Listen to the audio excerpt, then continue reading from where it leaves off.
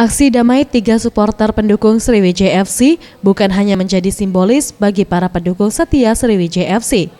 Supporter wanita yang tergabung dalam Singanita, Sriwijaya Donadura, dan Sriwijaya Mania Angel juga melakukan aksi damai bergabung menjadi satu mendukung Sriwijaya FC setiap bermain.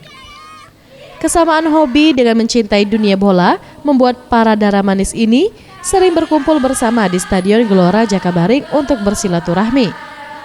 Menurut Agustin, salah satu supporter, mengatakan dengan bergabungnya 3 supporter ini mengajarkan banyak hal, terutama tentang kebersamaan dan kekompakan dengan tidak saling menjatuhkan supporter lain.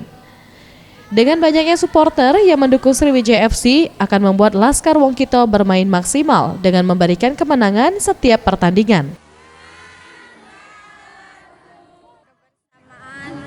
Sama teman biar ada kekompakan sama teman, apa namanya, mempererat tali silaturahmi.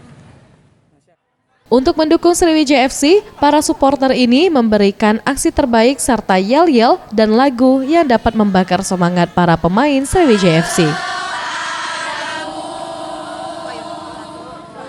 Tim Liputan Sriwijaya TV.